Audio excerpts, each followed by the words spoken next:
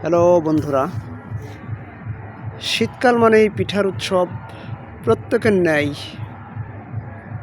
আমার বাড়িতেও কম নয়। আজ আমি